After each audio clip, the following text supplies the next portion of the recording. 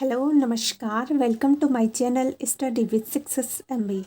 आज हम पढ़ेंगे नैनीताल डिस्ट्रिक्ट की पूरी डिटेल। ठीक है, इससे पहले भी मैं आपके लिए कई सारे ज़िलों के डिटेल्स बता चुकी हूँ, तो आप उसे भी प्लेलिस्ट में जाके ज़रूर देखें। ठीक है, आज हम पढ़ेंगे नैनीताल के बारे में, तो चलिए स्टार्ट करते हैं। देखिए, अगर आकार की बात आए तो जो नैनीताल है, ठीक है, वो ऐसा लगता है कि किसी पहाड़ पर पानी का कटोरा। ठीक है, जो पानी की जो कटोरी होती है, जो बाउल होता है, तो उसके टाइप का इसका क्या है, आकार है।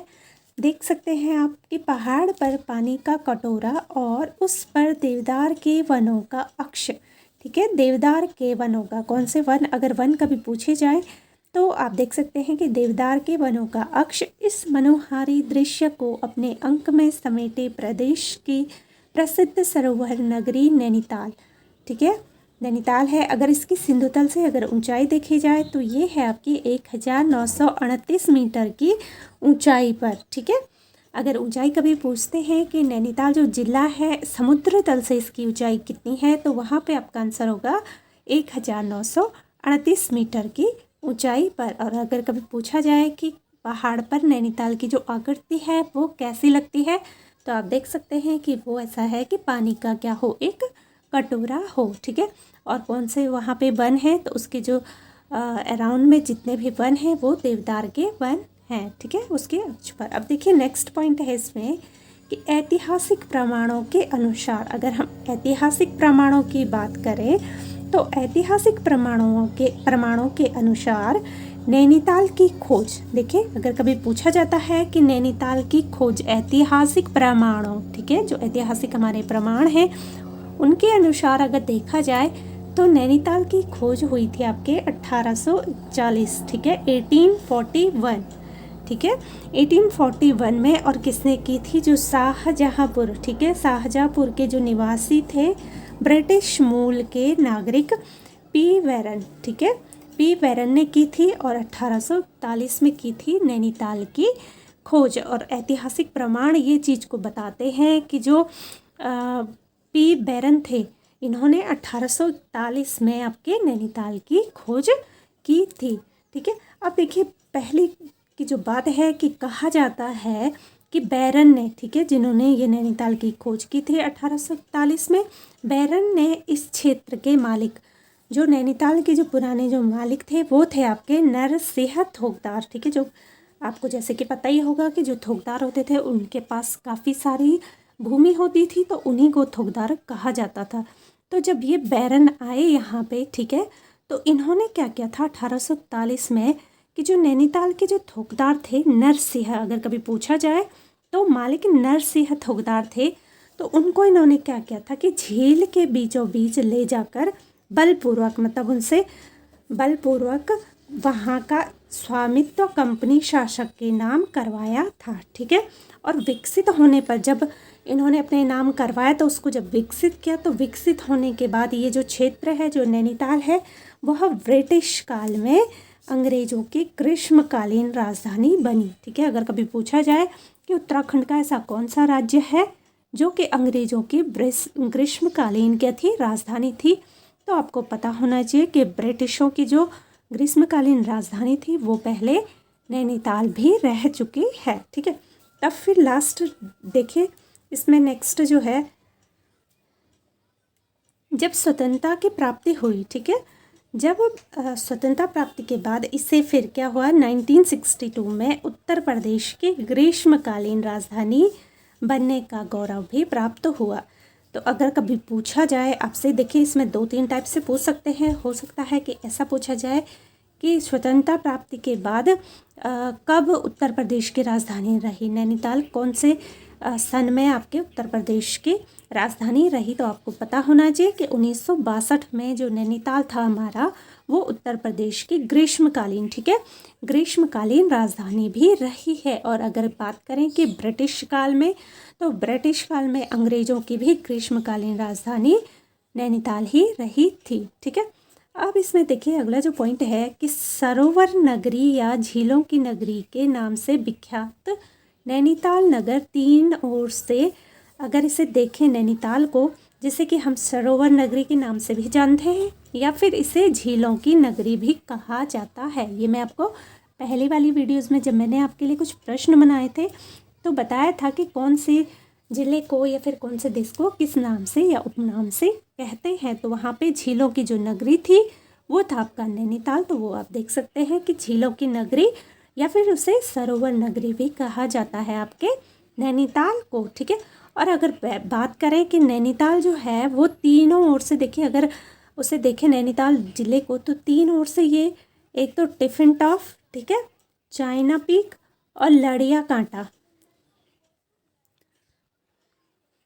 और स्नो व्यू, हाडी गडी, शेर का डांडा आदि, इन तीनों ओर से ये क्या है, इन चीज़ों से क्या हुआ, घिरा हुआ है। ये जो पहाड़ियाँ हैं इनसे घिरा हुआ है नैनीताल तीनों ओर से, ठीक है। तीनों ओर से अगर पूछा जाए कि नैनीताल तीन ओर से किन से घिरा हुआ है तो उसमें देखिए आप टिफिन टॉप है, चाइना पीक है, लड़िया कांटा है, स्नो व्यू है, हाडी गडी है और शेर का डांडा है। इसमें जो चाइना पीक है ये आपका अभी मैं नेक्स्ट में बताती हूँ। देखिए इस नगर के बीच में, ठीक है, जो नैनीताल है इसके बीच में नैनी झील, ठीक है, जो नैनी झील है या फिर ताल है, इसकी जो लंबाई देखें अगर हम तो ये है कम से कम 1500 मीटर की लंबाई है। और अगर इसकी चौड़ाई देखी जाए तो ये है आपके 510 मीटर चौड़ा है आपका कौन, नैनी झील या फिर इसे ताल भी कहते हैं।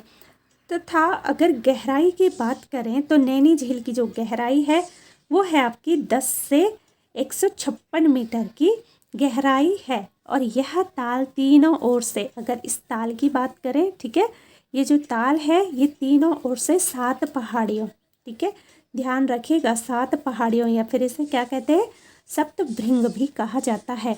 अब देखिए इसमें कंफ्यूज नहीं होना है।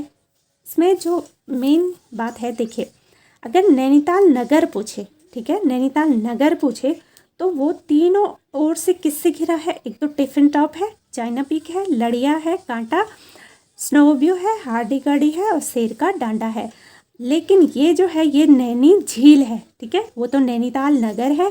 अब जो नैनी झील है या फिर जिसे नैनीताल भी कह सकते हैं, ताल मीन्स या फिर झील, तो इससे अगर हम देखें तो ये 7 पहाड़ियों से, तीनों ओर से 7 पहाड़ियों या फिर सप्तभृंग से क्या है, घिरा हुआ है। अब वो 7 जो पहाड़ियाँ हैं वो कौन सी हैं, देखिए इसमें है आयरपात, ठीक है, या फिर देवपात, सेकंड फिर है हाडी गदी, चाइना पीक, स्नो व्यू, आलम शरिया कांटा और शेर का डांडा, ठीक है। ये क्या है, 7 पहाड़ियाँ हैं या फिर इसे सप्तभृंग भी कह सकते हैं। तो इन्हीं से घिरा हुआ है आपका नैनी झील, ठीक है, या फिर नैनीताल।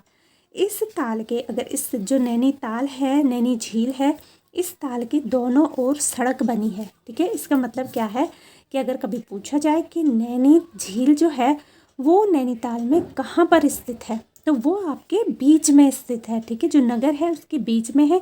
क्योंकि यहाँ पे आप देख सकते हैं कि इस ताल के दोनों ओर सड़क बनी है, ठीक है। और ताल का जो ऊपरी भाग है, ठीक है, ये जो नैनी झील है इसके ऊपरी भाग को कहते हैं मल्ली भाग, ठीक है, या फिर मल्ली ताल, और निचले भाग को कहते हैं तल्ली ताल, ठीक है। तो ये आप अच्छे से देख लीजिए, कंफ्यूज होने की कोई बात है नहीं इसमें, आप अच्छे से इसे समझें, ठीक है। इसके पास के अन्य झीलों को, जो ये नैनी झील है तो इसके पास भी अन्य जो छोटी मोटी झीलें हैं उनको कहा जाता है छहकहता झील या फिर छहकहता ताल कहा जाता है, ठीक है। अब देखिए जो नैनीताल में जो नेक्स्ट पॉइंट है आपका वो है कि 1882 में, ठीक है, 1882 में काठगोदाम तक, इम्पॉर्टेंट है, पूछा जाता है, काठगोदाम तक रेल लाइन, ठीक है, तथा 1891 में 1891 में जिला मुख्यालय बनने के बाद इस नगर का तेज़ी से विकास हुआ था। जो नैनीताल जो ज़िला है, अगर पूछा जाए कि वहाँ पे रेल लाइन सबसे पहले कब आई थी तो वो आई थी आपके 1882 में, और कहाँ पे, काठगोदाम में, ठीक है, रेल लाइन। अगर कभी पूछा जाए कि जिला मुख्यालय कब बना था नैनीताल में तो वो बना था आपका 1891 में, ठीक है, जिला मुख्यालय बना था। और जब ये चीज़ें बनी, जब रेल लाइन वहाँ पे आई काठगोदाम में 1882 में, और जब 1891 में वहाँ पे जिला मुख्यालय बना। तो ऑब्वियसली होता ही है कि जब इतनी सारी सुविधाएं हो तो वहाँ का विकास होना जायज़ है। तो वहाँ पे क्या हुआ था, इस टाइम पे काफ़ी तेज़ी से जो नैनीताल है वहाँ पे विकास हुआ था। अब देखिए जो इसमें नेक्स्ट पॉइंट है कि 1900 में, ठीक है, देखिए 1900 में नैनीताल में, जो नैनीताल है यहाँ पे मल्लीताल में, जो मैंने आपको बताया था कि नैनी झील के ऊपर वाले जो हिस्सा है उसे क्या कहते हैं, मल्लीताल कहते हैं। तो मल्लीताल में ही आपके क्या बना था, राजभवन बना था, ठीक है, राजभवन, या फिर इसे हम कहते हैं सचिवालय भवन की स्थापना की गई थी। और अगर पूछा जाए आपसे कि नैनीताल में सचिवालय भवन या फिर राजभवन का निर्माण कब हुआ था, तो आपको पता होना चाहिए कि 1900 में नैनीताल में मल्लीताल में राजभवन या फिर सचिवालय भवन की स्थापना की गई थी। और हो सकता है कि ये पूछा जाए कि नैनीताल में कौन से स्थान पे आपका राजभवन या फिर सचिवालय बना था, तो आपको पता होना चाहिए कि नैनीताल में मल्लीताल में, ठीक है, मल्लीताल में जो मल्लीताल जो स्थान है वहाँ पे, तो वहाँ पे आपका सचिवालय या फिर राजभवन की स्थापना की गई थी, ठीक है, जिसका 1962 में, ठीक है, जिसका 1962 में उत्तर प्रदेश की ग्रीष्मकालीन राजधानी के रूप में उपयोग किया गया था, ठीक है। अगर इसकी बात करें कि राजभवन और सचिवालय जो बना था हमारा 1900 में, जिसकी स्थापना की गई थी नैनीताल में, तो उसी का 1962 में उत्तर प्रदेश की जो ग्रीष्मकालीन राजधानी बनी थी उसके रूप में क्या हुआ था, उसका उपयोग हुआ था, ठीक है। अब देखिए नेक्स्ट पॉइंट जो है कि राज्य का जब निर्माण हुआ था, जब उत्तराखंड राज्य बना था, तो राज्य निर्माण के बाद 9 नवंबर 2000 में, ठीक है, 9 नवंबर 2000 में इसी भवन में उत्तराखंड उच्च न्यायालय को शिफ्ट किया गया था। तो हो सकता है आयोग आपसे पूछ ले कि उत्तराखंड का जो उच्च न्यायालय है वह इससे पहले क्या था, तो आप देख सकते हैं कि इससे पहले वो राजभवन या फिर सचिवालय था, ठीक है, जहाँ पे क्या था, पहले उत्तर जो प्रदेश है वहाँ की क्या थी, ग्रीष्मकालीन राजधानी थी, और कब थी, 1962 में, ठीक है।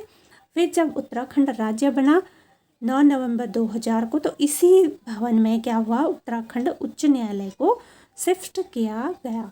अब देखिए जो प्रमुख दर्शनीय स्थल है नैनीताल में, कुछ प्रमुख स्थलीय दृश्य वो है स्थल हैं, ठीक है, दर्शनीय स्थल है, पर्यटक स्थल हैं, तो उनके बारे में हम डिटेल में थोड़ा पढ़ेंगे।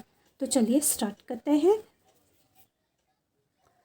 देखिए पहला जो पर्यटक स्थल है या फिर दर्शनीय स्थल है वो है आपका, मैंने लेके आई हूँ नैना देवी का मंदिर, ठीक है, जो नैना देवी हैं उनका मंदिर है नैनीताल में। तो आप देख सकते हैं कि नैनीताल में नैनी झील के किनारे, जो मैंने आपको नैनी झील बताई थी, तो उसी के किनारे मल्लीताल, ठीक है, मल्लीताल के पास माँ नैना देवी का भव्य मंदिर है। प्राचीन नैना देवी मंदिर का निर्माण, अगर प्राचीन नैना देवी मंदिर का निर्माण पूछा जाता है आपसे, तो वो क्या था, श्री मोतीराम शाह जी ने, ठीक है, ध्यान में रखिएगा, इम्पोर्टेंट है, पूछा जा सकता है कि नैना देवी मंदिर का जो प्राचीन नैना देवी मंदिर था उसका निर्माण किसने करा था, तो वो क्या था, आपके श्री मोतीराम शाह जी ने, ठीक है, जो कि 1880 के भीषण भूस्खलन में नष्ट हो गया था। जब श्री मोतीराम शाह जी ने जो प्राचीन नैना देवी मंदिर का निर्माण किया था, तो जब 1880 में भूस्खलन हुआ था तो उसमें क्या हुआ था, वो मंदिर नष्ट हो गया था। तो जो वहाँ पे दबी हुई जो मूर्ति थी उसको निकाला गया था, और तब वहाँ पे क्या किया गया था, वर्तमान जो मंदिर है उसकी स्थापना नए सिरे से करी गई थी। तो फिर क्या किया था, जो वो निर्माण किया था नए सिरे से, तो वो हुआ था आपके ज्येष्ठ नवमी को, ठीक है, ज्येष्ठ नवमी को हुआ था, और सन 1882 में 1882 में इसकी पुनः स्थापना की गई थी। मोस्ट इम्पॉर्टेंट है, एक तो आपको इसमें ये तारीख याद रखनी है कि जो नैना देवी का जो प्राचीन मंदिर था उसका निर्माण कब हुआ था, ठीक है, और किसने किया था।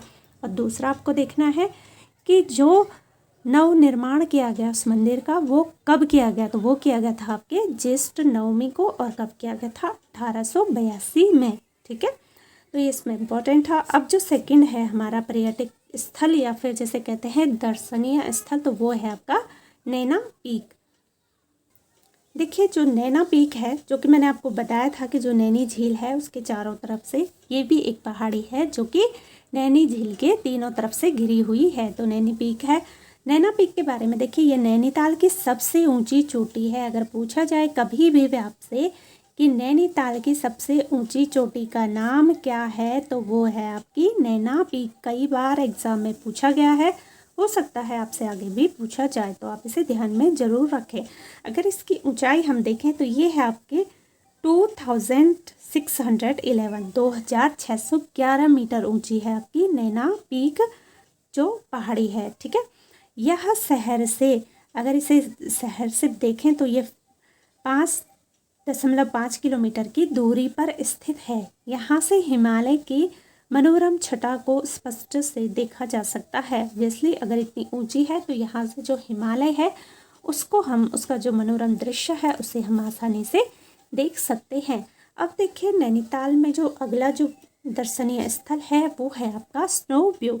ठीक है, जो कि ये भी क्या है आपकी नैनी झील की तीनों ओर से घिरा हुआ पहाड़ियों में से एक है। तो जो स्नो व्यू है यह बहुत आकर्षक स्थल है। जो स्नो व्यू है ये आपका क्या है, बहुत ही आकर्षक स्थल है जहाँ पैदल, ठीक है, या तो पैदल या तो फिर रज्जू मार्ग द्वारा पहुँचा जा सकता है। अगर कभी स्नो व्यू की शिखर की ऊंचाई पूछी जाती है तो ये है आपकी 2270 मीटर ऊंचाई पर स्थित है, या फिर 2270 मीटर ऊंची है आपकी स्नो व्यू पहाड़ी। ठीक है, तो 2270 मीटर ऊंची है आपकी स्नो व्यू पहाड़ी पूछा जा सकता है, इसलिए मैं आपको बार बार ये चीज़ बता रही हूँ, तो आप ज़रूर इसे ध्यान में रखें।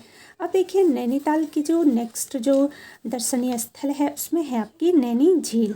ठीक है, नैनी झील ये मैंने आपको बताया था कि जो 7 पहाड़ियाँ हैं, सप्तभृंग है, उससे घिरी है आपकी नैनी झील। ठीक है, अगर इसके आकार देखें हमसे, सप्तशृंग से घिरी नैन के आकार की, अगर नैनी झील का आकार पूछा जाए तो नैन, नैन मीन्स आँख होता है, आँख का ही पर्यायवाची होता है नैन, तो नैन के आकार का है आपका नैनी झील। ठीक है, अब यहाँ पे कुछ पौराणिक कुछ कथाएं भी हैं जो मैं आपको बताऊंगी। तो नैन के आकार वाली यह झील नैनीताल की पहचान है। ठीक है, नैनीताल की अगर पहचान आपसे देखे पूछे जाए तो वो है आपकी नैनी झील, जो कि किस आकार की है, नैन के आकार की है या फिर आँख के आकार की है। इस झील का नैना नाम देवी नैना के नाम पर पड़ा। ठीक है, ये जो नैनी झील है तो इसका अगर पूछा जाए कि नैनी झील का नाम नैनी झील क्यों पड़ा, तो ये पड़ा था आपके नैना नाम के जो देवी नैना है, ठीक है, नैना देवी का जो मंदिर मैंने आपको बताया उसके नाम पर पड़ा। देखिए पौराणिक कुछ कथाएं हैं कि क्यों इसका नाम पड़ा। देखिए पौराणिक कथाओं के अनुसार जब भगवान शिव, ठीक है, जो शिव हैं, तो वो देवी जो सती थी, देवी सती के मृत शरीर को जब ले जा रहे थे, ठीक है, अपनी गोद में उठा के जब वो देवी सती के मृत शरीर को ले जा रहे थे, तो उनकी जो आँख थी, ठीक है, उनका जो नैन था, तो वो क्या हुआ था, इस स्थल में क्या हुआ था, गिर गया था। तो जहाँ पे ये नैन गिरा था, देवी सती की जो आँख है वो गिरी थी, वहीं पे क्या हुआ था, झील का निर्माण हो गया था, और इसी को कहते हैं आपकी नैना झील। आपने सुना ही होगा, जो माता सती थी, शिव की जो पत्नी थी, उन्होंने कुछ क्रोध उन्हें आ गया था, तो खुद ही आपने कथा सुनी ही होगी, तो उन्होंने अपने प्राण को त्याग दिया था। जब उनका मृत शरीर, जब शिव जो भगवान हैं वो लेके जा रहे थे, तो मृत शरीर होता ही है कि अपने ही कुछ कंट्रोल में नहीं रहता है, ठीक है ना, तो उनसे क्या हुआ था, वो आँख नीचे गिर गई थी, और जिस स्थान पे वो आँख गिरी थी वहीं पे एक झील बन गई थी, तो उसी को कहा गया है नैना झील, जो कि क्या है, नैनीताल की एक मुख्य पहचान भी है आपकी नैना झील। और ये आपको पता ही है कि 7 पहाड़ियों या फिर सप्तभृंग पहाड़ियों से तीनों ओर से घिरी हुई है। उन पहाड़ियों के नाम हो सकता है आपसे पूछी जाए, तो मैंने आपको पहले ही बता दिया है, तो आप उसे भी ध्यान में ज़रूर रखें। अब देखिए जो अगला है नैनीताल में, वो है आपका नलताल। जो दर्शनीय स्थल है नैनीताल के, उसमें अब है आपका नलताल। जो नलताल है यह नैनीताल से 27 किलोमीटर दूर स्थित कमल पुष्पों, ठीक है, कमल के जो पुष्प होते हैं, कमल पुष्पों की प्रचुरता के कारण इसे कमलताल भी कहा जाता है। हो सकता है कि पूछा जाए कि नलताल को अन्य किस नाम से जाना जाता है, तो आपको पता होना चाहिए कि जो नलताल है उसको कमलताल के नाम से भी जाना जाता है। अब नेक्स्ट जो नैनीताल में पर्यटक स्थल है या फिर जिसे कहें दर्शनीय स्थल है तो वो है आपका भुवाली। भुवाली, ठीक है, भुवाली। देखिए भुवाली जो है यह स्थल समुद्र तल से 1106 मीटर की ऊंचाई पर नैनीताल से 11 किलोमीटर की दूरी पर है। भुवाली अपने प्राकृतिक उत्कृष्टता एवं पर्वतीय फल बाजार के लिए प्रसिद्ध है। अगर पूछा जाए कि नैनीताल में जो फल बाजार, पर्वतीय फल बाजार के लिए कौन सा स्थल प्रसिद्ध है तो वो है आपका भुवाली, ठीक है।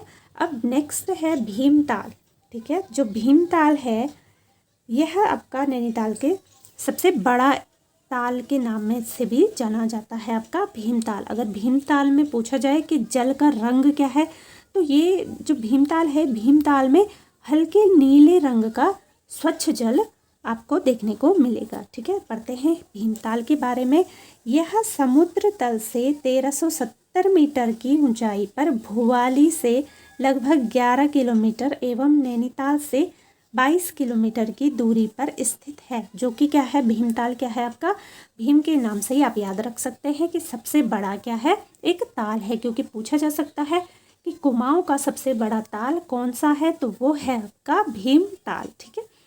भीमताल की सौंदर्यपूर्ण झील पर्यटकों को भव्य दृश्य प्रदान करती है। यह झील नैनी झील से बड़ी है, ठीक है।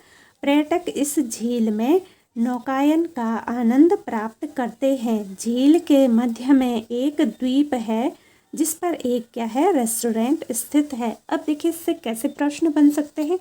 हो सकता है आपसे पूछा जाए कि नैनीताल का सबसे बड़ा ताल कौन सा है तो वो भी है आपका भीमताल। हो सकता है आपसे पूछा जाए कि नैनीताल में जो पर्यटक हैं वो किस झील में नौकायन का आनंद प्राप्त करते हैं तो वो भी है आपका भीमताल, ठीक है। या फिर हो सकता है कि आपसे पूछा जाए कि ऐसा कौन सा ताल है जिस पर क्या है, एक रेस्टोरेंट भी स्थित है या फिर जिस पर क्या है, एक द्वीप है तो वो भी है आपका भीमताल। और अगर भीमताल के जो पानी है उसका रंग पूछा जाए तो वो मैंने आपको बता दिया कि हल्के नीले रंग का क्या होता है, स्वच्छ जल पाया जाता है आपके भीमताल में। अब देखिए जो नैनीताल के जो प्रमुख दर्शनीय स्थल हैं उसमें से अगला है आपका कैंची धाम, ठीक है। कैंची धाम के बारे में पढ़ेंगे। जो कैंची धाम है यह नैनीताल अल्मोड़ा मार्ग पर भुवाली से 8 किलोमीटर दूर नीम करौली महाराज द्वारा स्थापित यह मंदिर आज तीर्थाटन का एक महत्वपूर्ण पड़ाव बन गया है। यहाँ प्रतिवर्ष 15 जून को, ठीक है, 15 जून को एक विशाल भंडारे का आयोजन किया जाता है। अब देखिए इसमें पूछ सकते हैं कि कैंची धाम जो है वो किसके द्वारा स्थापित किया गया तो वो किया गया आपके नीम करौली महाराज द्वारा, ठीक है। और अगर पूछा जाए कि भुवाली से जो कैंची धाम है कितनी दूर है तो आपको पता ही है 8 किलोमीटर दूर है, ठीक है। अगर अब पूछा जाए कभी भी प्रश्न में कि कैंची धाम में कब आपका क्या है, एक विशाल भंडारा आयोजित होता है या फिर ये पूछा जाए कि कौन से धाम में आपकी विशाल भंडारा आयोजित किया जाता है नैनीताल में, तो आपको पता होना चाहिए कैंची धाम में किया जाता है और कब किया जाता है, 15 जून को। ये तिथि आपको ज़रूर याद होनी चाहिए। अब देखिए एक मोस्ट इम्पॉर्टेंट भाग है आपका कॉर्बेट राष्ट्रीय उद्यान, जो कि आप सभी ने सुना होगा, काफ़ी प्रसिद्ध है और परीक्षा की दृष्टि से बहुत ही महत्वपूर्ण ये टॉपिक है। इसको मैं आपको अलग से भी जब राष्ट्रीय उद्यान पढ़ाऊंगी उसमें भी जितना भी इसमें छूट गया होगा उससे मैं उसमें ऐड करके आपको सारी डिटेल बताऊंगी। तो आप मेरे साथ हमेशा ऐसे ही बने रहें। अगर आपको पसंद आए तो चैनल को सब्सक्राइब करें, लाइक करें, शेयर करें, कमेंट करके ज़रूर बताएं कि आपको कैसी लगी हमारी वीडियोस। तो चलिए पढ़ते हैं हम कॉर्बेट राष्ट्रीय उद्यान के बारे में। देखिए जो कॉर्बेट राष्ट्रीय उद्यान है यह अगर देखें इसका वर्ग क्षेत्रफल तो यह लगभग 520.82, ठीक है। याद रखिएगा पूछा जाता है, काफ़ी इम्पोर्टेंट है कि 520.82 वर्ग किलोमीटर क्षेत्र में फैला हुआ है। भारत का प्रथम एवं सुंदरतम उद्यान जो कि पौड़ी, गढ़वाल तथा नैनीताल जनपदों में रामगंगा, ठीक है, कौन सी नदी, रामगंगा नदी के तट पर लघु हिमालय के पाद प्रवेश में अपने अतुल्य प्राकृतिक वैभव एवं विविध जीव प्रजातियों के कारण प्रसिद्ध है। तो आप देख सकते हैं कितना इम्पोर्टेंट है आपका कॉर्बेट राष्ट्रीय उद्यान, जो कि क्या है पूरे भारत का, ठीक है, न कि राज्य का बल्कि भारत का प्रथम एवं सुंदरतम उद्यान है। और अगर पूछा जाए कि कॉर्बेट राष्ट्रीय उद्यान कौन कौन से जिलों में या फिर जनपदों में फैला है, तो ये है आपके पौड़ी गढ़वाल तथा नैनीताल जनपदों में। और किस नदी के तट पर है, तो ये है आपके रामगंगा नदी के तट पर। काफ़ी क्वेश्चन यहाँ से बनते हैं, इसलिए आप इस टॉपिक को तो ज़रूर ध्यान से देखें, ठीक है। और अगर पूछा जाए कि किसके पादों पे प्रवेश पाद पर है ये, तो ये है आपके लघु हिमालय के पाद प्रवेश में, ठीक है। और बहुत ही सुंदर है। तो अपने अतुल्य प्राकृतिक वैभव एवं विविध जीव प्रजाति, यहाँ पे क्या है, विविध जीव प्रजातियां हैं, तो उसी के कारण ये क्या है आपका राष्ट्रीय उद्यान प्रसिद्ध है, ठीक है। अब देखिए जो नेक्स्ट पॉइंट है इसमें 1935 में, ठीक है, 1935 में हैली राष्ट्रीय उद्यान के नाम से इस उद्यान को वर्तमान नाम 1957 में मिला था। अगर पूछा जाए कि कॉर्बेट राष्ट्रीय उद्यान का पुराना नाम क्या था, तो ये था आपका हैली राष्ट्रीय उद्यान, ठीक है। मोस्ट इम्पॉर्टेंट है, पूछा जा सकता है कि राष्ट्रीय उद्यान का पुराना नाम था हैली राष्ट्रीय उद्यान। और कब ये नाम मिला था, ये मिला था आपके 1935 में, ठीक है। अब जो ये हैली राष्ट्रीय उद्यान था, इस उद्यान को वर्तमान जो नाम मिला है कॉर्बेट राष्ट्रीय उद्यान, ये मिला था आपके 1957 में, ठीक है। तो कभी भी अगर आपको एग्ज़ाम में पूछा जाए कि कॉर्बेट राष्ट्रीय उद्यान नाम कब से पड़ा था, ये जो राष्ट्रीय उद्यान है इसका नाम कॉर्बेट राष्ट्रीय उद्यान नाम कब पड़ा, तो ये पड़ा था आपके 1957 में, 1957 में। मोस्ट इम्पॉर्टेंट है, इसे आप ज़रूर ध्यान में रखें। 1957 में जो कॉर्बेट राष्ट्रीय उद्यान है उसको ये नाम मिला था 1957 में। और जो इससे पहले नाम था राष्ट्रीय कॉर्बेट राष्ट्रीय उद्यान का, वो था आपका हैली राष्ट्रीय उद्यान, ठीक है, जो कि कब मिला था नाम 1935 में। तो ये दोनों सन आप ज़रूर ध्यान में रखें, कंफ्यूज ना हो, ठीक है। अब देखिए जो नेक्स्ट पॉइंट है, ये पहले भी पूछा गया है और आगे भी ज़रूर पूछा जाएगा, तो आप ज़रूर अच्छे से देखें। देखिए 312, ठीक है, 312.76, 312.76 वर्ग किलोमीटर ये पौड़ी में है, ठीक है। जैसे कि मैंने आपको पहले बताया था कि कॉर्बेट राष्ट्रीय उद्यान क्या है आपके पौड़ी में भी है और नैनीताल तक ये फैला हुआ है। तो जो पौड़ी में है इसका, तो पौड़ी में इसका 312.76 वर्ग किलोमीटर, ठीक है। और अगर बात करें हम कि नैनीताल में, तो नैनीताल में है ये आपका 208.8 वर्ग किलोमीटर क्षेत्र में। तो आपको दोनों मैंने अलग अलग जो पूरा इसका जो क्षेत्रफल है वो तो है आपका 520.82 वर्ग किलोमीटर, ठीक है। और उसमें से अगर पौड़ी का केवल पूछें तो वो है आपका 312.76 वर्ग किलोमीटर। और अगर केवल नैनीताल में पूछे तो ये है आपका 208.8 वर्ग किलोमीटर। तो ये कुछ डिटेल थी आपके राष्ट्रीय उद्यान के बारे में, जो कि उम्मीद करती हूँ आपको पसंद ज़रूर आया होगा। इसमें मैं आपको और भी डिटेल में बताऊँगी, वो मैं आपको राष्ट्रीय उद्यान जब पढ़ाऊँगी तो उसमें सारे उद्यानों के बारे में बताऊँगी, तो जो भी छूट गया होगा वो मैं उसमें ऐड कर दूँगी। अब देखिए जो नैनीताल के नेक्स्ट जो है दर्शनीय स्थल, उसमें है एक काला डूंगी, ठीक है, काला डूंगी। काला डूंगी के बारे में हम पढ़ें।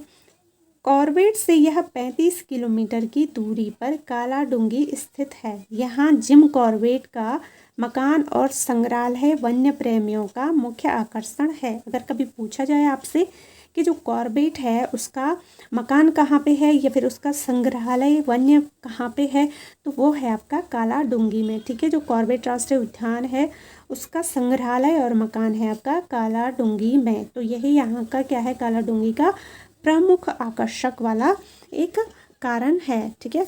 अब मुझे लगता है कहीं वीडियोस ज़्यादा लंबी ना हो, इसलिए इसमें जो भी आगे के टॉपिक बच गए हैं वो मैं आपको नेक्स्ट वाली वीडियोस में बताऊंगी। तो आप अगली वाली वीडियोस में नैनीताल को डिटेल में देख लें, ठीक है। तो उम्मीद करती हूँ आपको पसंद ज़रूर आया होगा, ठीक है, क्योंकि मैंने ये कंटेंट आपको कई सारी बुकों से लेके बताया है और आप इसमें मेरे साथ साथ नोट्स भी बना सकते हैं अगर आप चाहें तो, ठीक है। तो इससे आपकी जो तैयारी है वो और ज़्यादा मजबूत हो जाएगी, आपके जो निकलने के चांसेस है सरकारी जॉब में वो और अच्छे बन जाएंगे, ठीक है। तो चलिए फिर मिलते हैं हम अपनी अगली वीडियोस में, तब तक आप अपना ध्यान रखिएगा। ठीक है।